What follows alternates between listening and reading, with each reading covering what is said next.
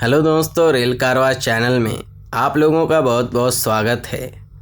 हम सभी ने भारतीय रेलवे से सफ़र करते समय अलग अलग रेलवे कर्मचारियों को उनका काम करते हुए ज़रूर देखा होगा, जैसे स्टेशन मास्टर, गार्ड, पॉइंटमैन और लोको पायलट हमें दिख ही जाते हैं।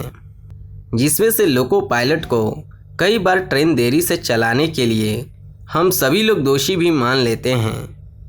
लेकिन क्या आपने कभी यह सोचा है कि ट्रेन चलाने के लिए इन्हें ड्राइविंग लाइसेंस कैसे मिलता है और इनके ट्रेन चलाने का लाइसेंस कौन बनाता है?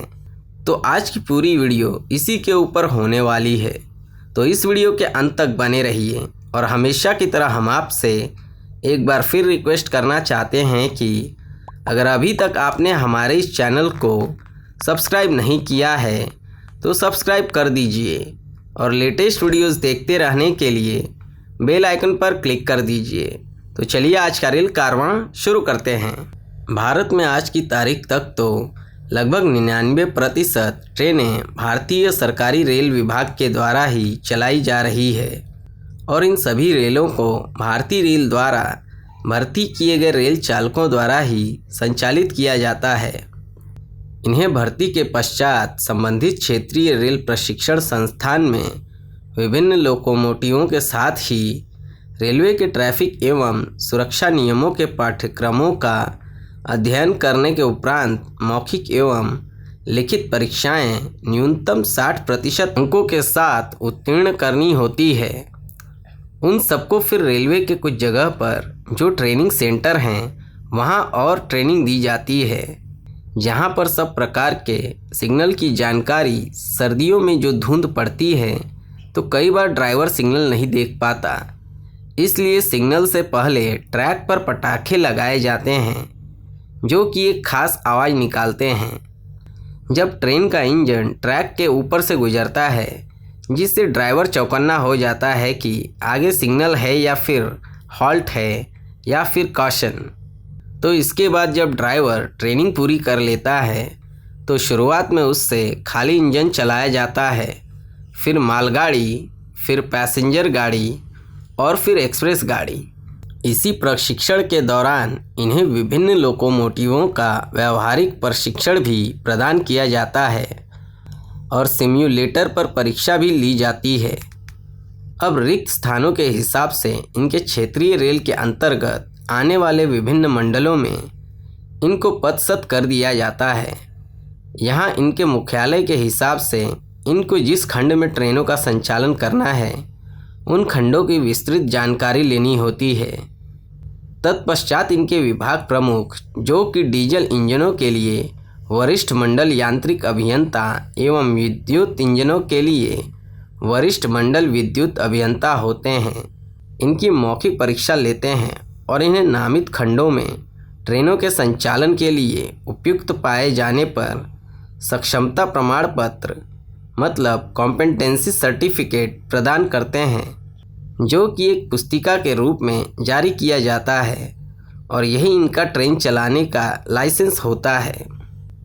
इस सक्षमता पुस्तिका मतलब कॉम्पिटेंसी बुक में धारक ट्रेन चालक की पूरी जन्म कुंडली होती है, मसलन व्यक्तिगत ब्यौरे के साथ इनकी चिकित्सा जांच का विवरण, विभिन्न लोकोमोटिवों के प्रशिक्षण की जानकारी, उत्तीर्ण किए गए सुरक्षा पाठ्यक्रमों का ब्यौरा, किन खंडों पर ट्रेन के संचालन की अनुमति है इत्यादि। इनके नवीनीकरण की तारीख के साथ मतलब कब दोबारा चिकित्सा जांच की जानी है, जो कि 45 वर्ष की आयु तक हर 4 साल बाद की जाती है और 45 वर्ष की आयु के बाद हर 2 वर्ष के बाद, और लोकोमोटिवों एवं सुरक्षा पाठ्यक्रमों के लिए हर 3 वर्ष बाद वापस संबंधित क्षेत्रीय रेल प्रशिक्षण संस्थान में पुनश्चर्या पाठ्यक्रम के लिए जाना होता है।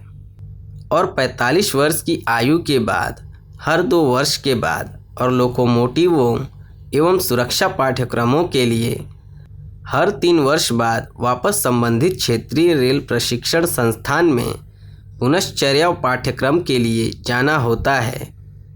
वहीं कुछ पाठ्यक्रमों के लिए ये अवधि 1 वर्ष भी है, तो कुछ लाइफ टाइम भी होते हैं।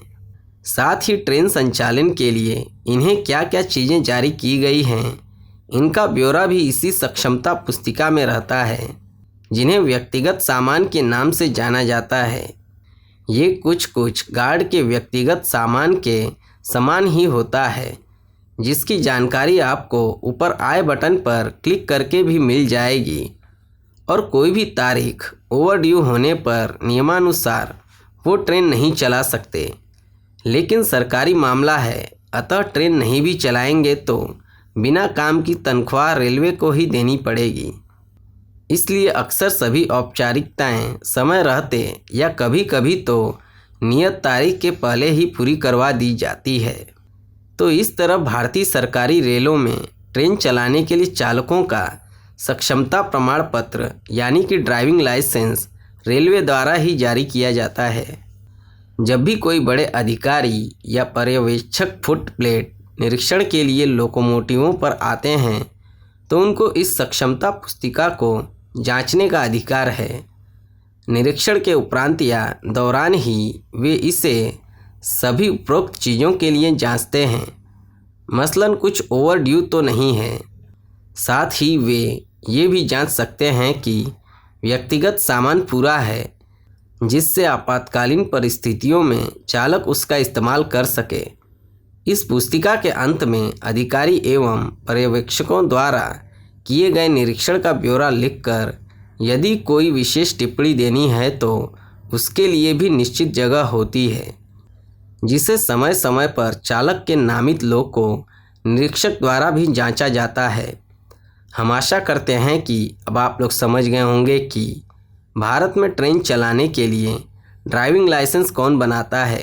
अगर आज की वीडियो में दी गई जानकारी आपको अच्छी लगी हो तो आप इस वीडियो को लाइक करके अपने दोस्तों के साथ शेयर कर दीजिए।